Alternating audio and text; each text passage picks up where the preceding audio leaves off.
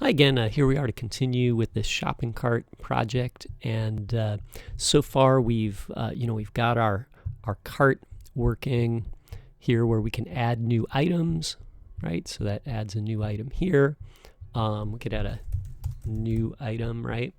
Let's make it $3 or $4, right? There's a new item there, and it shows the total and the number of items. And what we'd like to do is make it possible to, say, remove an item from the cart, right? So removing an item is kind of interesting. Like you could remove, all items, because remember, like here we've got like 2 apples, right? Or 3 or 4 apples or 6 apples, right? So you could remove, like, let's say all 3 things, right? Or maybe you could just remove 1 apple, right? You can see the number is counting down there, right? And maybe we can add both features, right? But maybe first we'll start with the remove button. So let's add this remove button. Now, this adds an interesting thing to our code because essentially each row right here, each item, right? These things are added dynamically, like they don't exist, right? We see them when we load the page initially, right? Because our code has a couple calls to add item down here at the bottom. So if you if you took all this stuff out, then you wouldn't see anything on the page initially. So if I refresh this, now I don't see anything, but I could add an item here and call it $1 and then add it. Now I would see it, and I would see the count and the total, right? So if these things don't exist on the page, remember in the last example, in order for us to handle the submit button here and then grab the value from these 2 fields, we use the ID name, right? So we got the element by its ID name, and then that was really great because these things exist here at the beginning, right? And so now we can just make a reference to them. We can talk to them. Here, we don't have anything on the page, right? Like there's nothing there. And then when we add, an item, now we have 1. And then what if we added another item here? Now we have 2 of them, and like how are we going to have ID names for these, right? So we're going to need another strategy to handle any clicks on items inside this list, right? Okay. And here's how we're going to do it, okay? We're going to get a reference to the original list. Okay, so we're going to get a reference to this list. And then what we're going to do is we're going to listen for events on that list and then filter those events for things that we're looking for that might happen inside there, like a click on the remove button or something. Okay, so this is going to take a couple steps. Maybe we'll break this up into 2 videos because there's going to be a lot kind of to make this work, right? We're going to have to do a few things, right? So the first thing we need to do though is we need to be able to have this remove button on each item. Okay, so let's add that first. So whenever we add these, they'll have a remove button. It won't do anything for now, and then we'll add code to it later. Okay, so let's go find where we show an item. So down here I've got show items, and right here I have this item string, and it generates a list item with a price, a quantity, and the total at the end, right? So we need to add a button over here, and I'm kind of running out of space, but I'll put the button in here like this. Actually, maybe I'm running out of space, so maybe I'll put a line return there, and then a line return here, and then I'll put everything else in the middle. It's best, you can arrange your code however you like. Just remember, the string begins with the back quote here, and it ends with the back quote there. So we got to make sure those stay where they are, and everything else goes in between. And then it's okay for us to use line returns in the middle of this, okay? Maybe I'll even put the button on its own line, okay? So let's call this the remove button. So it'll say remove, and then let's give it a class name, right?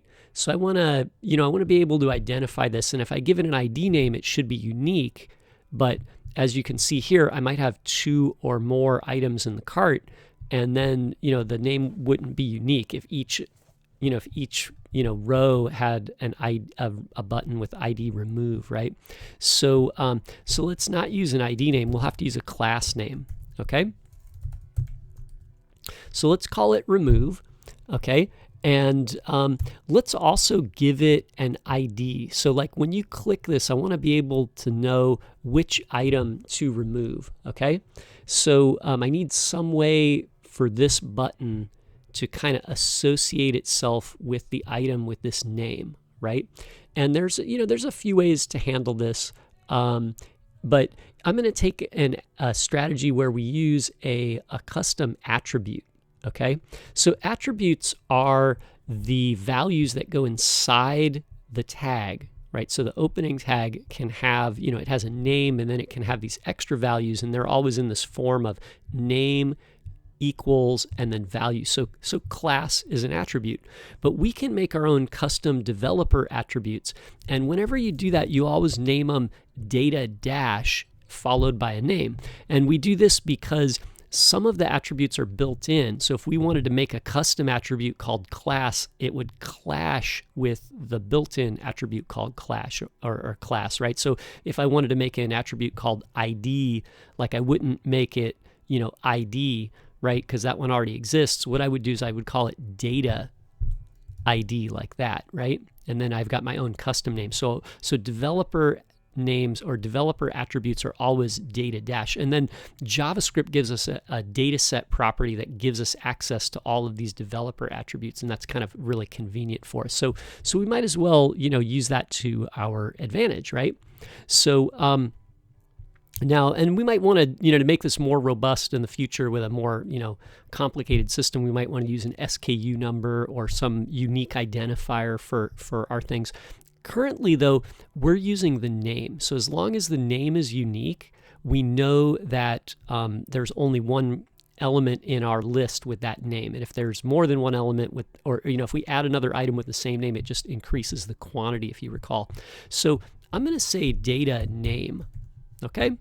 So this is like a little piece of code that keeps track of the same name here, but it's more accessible to us in code. And then this could also be something other than the name, like the SKU number, or something that maybe we don't want to display, but we can use to uniquely identify an item. So I'm going to put the name here. And then what I want to do is I want to actually give it a value that matches the name, right? So I'll add, name right there. Okay, so now let's test this, and I want to see if it works, right? And let's talk about like how we can test it. So if I refresh this and I say like, Apple is 99 cents, and I add an item, I can see the apple here, and I've got my remove button. And now I'm curious, does it have the data ID on it? Let's go take a look at it. I'll open up the inspector. And this time, instead of the console, I'm going to go to elements here, and you can see I've got the body tag, the form, this div, and then I've got a UL here, and that's the list of items. And then if I open up the UL, there's an LI inside there, and then I can see it says, Apple 99 cents, 1 equals, 1 times 99 is 99 cents. And then there's my button, and it's got class remove, and then it's got data name equals Apple, right? So that's perfect, right? So now all we need to do is we need to handle clicks on the button, okay? So here's what we're going to do. Let's get that started. It'll take another step to really get this going, maybe, to get all the features in there, but let's give it a try right now. So I'm going to scroll up to the top, and I'm going to find my item list here, and it's got an ID of item list. And we're already using that. We've already got a reference to it here, and we're using it to put the dynamic items in there. But what I'd like to do is I'd like to handle clicks on those items. So I'll add a new row here with a new function in it to handle the I'll say handle clicks on list. Okay. So what we'll do is we'll say item list dot on click. Now here's what's interesting. You may or may not have noticed before, but when I used on submit in the last video, I didn't uppercase the S. So most things in JavaScript are camel case. So that's, start with a lowercase letter and use an uppercase letter at the word break. I did that with add form, and a lot of built-in functions do that. These event listeners don't do that for some reason. Okay, so it's on submit, everything's lowercase, and then item list is on click and everything's lowercase, right? And if you watch here, you'll notice I'm going to add another function to it. So this is going to handle a click on an item. And this is an event handler, so it always takes an event object. So this is the same form that we used here. Function takes an event object. This is function, and it takes an event object, because it's an event handler, okay? So there we go. Let's check for clicks here. We don't have to prevent the default behavior this time because clicking on the form isn't going to cause the page to refresh. So we don't have to do that. But let's console log and see if we're getting clicks, right? So I'll say, how about console log? We can just do anything. Clicked list. Exclamation points, right? So I'll save that, and then I'll refresh it here, and then I'll open up the console so I can see events down there, and then I'll add an apple. I don't have the list. It's hard for me to click on it because there's nothing in it right now, right? And we'll add an apple here, and I'll click add item, and now if I click anywhere in here, you can see we click the list. And if I click the remove button, I also click the list because the remove button is inside the list, right? So I can click on the apple, I can click on the price, I can click on the button, anywhere in here, and it shows a click. So that's pretty good. So now what we got to do is we need to, when we click on the thing, we have to ask like, hey, did that thing that we click on, when that generated the click here, was it this remove button? Because if it is, we need to remove that item. If it's one of these things over here, then it's not the remove button, so don't worry about it. Okay? So this guy's like, if it's this guy that we clicked on, then do something, but if it's this guy, don't do anything, right? Okay, so let's see if we can handle that, right? So there's a couple things that we need to do here, right? So we need to check to see if we actually clicked on something, right? So what I'm going to do is I'm going to say like, hey, if, and the E right here is the target. Actually, let's actually log that for fun, right? Let me before we do the if statement, let's actually do that as one more step here, right? So I'm going to say e.target because let's see what that is, right? So the target is the thing that you clicked on. We kind of saw that in the last video, right? It was the form when we submitted the form. So let's save that, refresh this. We'll add an item, right? And there it is. And then when I click on the remove button, you can see that it shows me the button here as the target. If I click outside the button, like I click over here, like on the name, you can see it shows me the list item, right? Because there's no other tags in here, only the button is a tag. So if I click out in this area, it considers the list item the thing that you clicked on, right? So let's try that again. If I click on the button, it shows me the button. And if I click on the list item, it shows me the, the list item, right? Okay, so what are we going to do, right? Let's get rid of these things just for the moment, and then I'll uncomment this if statement. So I got my if statement, and what I want to do is I want to just check first. I want to say e.target. So as long as e.target is not a falsy thing, we'll talk more about that later, but a falsy thing is kind of like an empty value, right? So as long as we clicked on something and e.target.classList contains, I know this is kind of a kooky one, right? So if it contains the word remove, okay, then we want to do something. Okay, so this has to be true. Remember, we got the ampersand, that means and, so it's a logical and, so it says like, hey, this has to be true and this has to be true. Let's take this statement apart. So E is the event object for the event that just occurred. Target is the element that triggered the event, okay, the specific element, right? And then class list is the list of classes that belong to that element, okay? Because every element might have, you know, some classes on it, like over, I guess I didn't do any classes here, but like I might say, you know, class, you know, form, class, you know, add form, you know what I mean? Like, and this would be two classes, right? I got one class here, I got another class here. I might say, you know, has class fun, right? And class, you know, stuff, you know, I don't know, right? So you know, any element might have a list of classes that it keeps track of, right? I actually don't need these, so I'm going to get rid of them, right? And we, down here, we added a class to the button, right? So the class on the button is remove. So if the class list for the button contains the word remove, then we know that you clicked on the remove button. And remember, we're going to add a couple more buttons here and a form element, right? So, you know, I want to know if you clicked on this one or this one or this one, or if you're working with this thing, right? So let's go back up here to the item list on click. And what I want to do here is I want to say, like, hey, if the class list of the target element contains the word remove. So if you clicked on that LI, it won't have this class name, right? So then we know that it's not the remove button. So hopefully we got to make sure that we don't share the same class name across, you know, the parent and the child element here.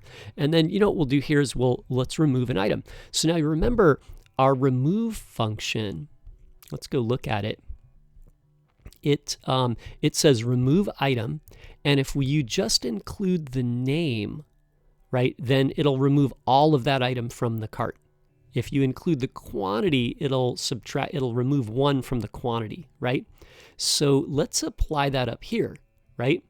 Let's see. So over here, I'm going to say, like, hey, you know, if you clicked on the element and the element had a class remove on it, then what we'll do is we'll say remove item. And now we got to get the name of the item, okay? So the other thing we can do is we can say, you know, I'll put the name in a variable here. So I'll say name equals e.target. And then I want to get the item that you set with data ID. So if you remember, we gave our element the name of data ID name. So remember, it looked like this. It was data dash name, right, equals something. Okay? So to get at this data name that's attached to an element, you say, you know, the target element, data set, and then you say the name that follows the dash. Okay? So if this gives us the name, then we can remove that item by saying remove item with name.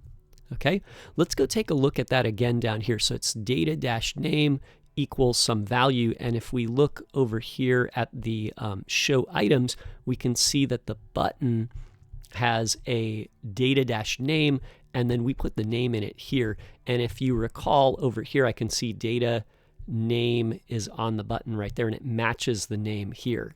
Right, so, and that's also the name in the list, and we should be able to remove it that way, right? So let's save all this and give it a try, right? So I'm going to go back up here so we can see the code that we're working with, and then I'll refresh, and I'll type in, you know, Apple, and I'll make it 99 cents, and then I'll click remove. Oh wait, let's add another item here. Orange. Oh wait, the apple's gone and the orange is added. What happened? So you can stop the video and see if you can figure out what the problem is there, right? Okay, hey, did you try it out? Okay, so we removed the item here, but we didn't refresh the list. So again, we can refresh the list here in onClick, or we can do it inside remove item. Okay, so, and if you caught that there, you notice that if I remove this, it doesn't disappear, but if I add a new item, like I add in, you know, a pear for $1.43, right, when I hit add item, it'll add the pair, but then it'll also redraw the list, and the orange is actually missing from the list. It just hasn't been drawn yet, or it hasn't been, refreshed on the screen, or re-put into the DOM here, right? So if I click there, you can see the pair is there, but the orange is missing. So let's do that. I did it in the last one, I did it in remove item. So let's go back down to remove item here and take a close look. And we can see remove item here. So if I'm going to remove an item from the cart, then over here, I should probably call show items. And again, I'll want to do that before I hit return, because that ends my function. If I put it here, the code here would never get run, right? So I'll put it here. I'll say show items, and now we'll give it a try. So I'll refresh here. Maybe to save some time, I'm going to uncomment this list of items right there. So that way, when I refresh, it'll show me all these items. Oh man, look at that. We'll talk about that in a video too. Okay, so but for right now, let's just complete this, right? So if I click here and I want to remove this because it looks really ugly, oh, gone, right? That Frisbee is really expensive. And then if I want to add a new item, and it's obviously 842. And then if I add it, I can see it there, right? And I can remove it too. So anyway, thanks for watching. I hope that was interesting to you. This is actually like a really powerful feature right here, where we can query the thing that you clicked on and ask what it is or what its features are, and then act on that, right? And we can use that to our advantage, right? Because remember, the list here is dynamic, so it's really difficult for us to add an event listener to each item as it's created, right? And if we did that, we'd also have to clean up those listeners later, and that would be a big headache. This kind of circumvents that whole thing and makes our process like a lot easier to understand and easier to work with. Okay, so anyway, thanks for watching. If you got any questions, please post them to the comments.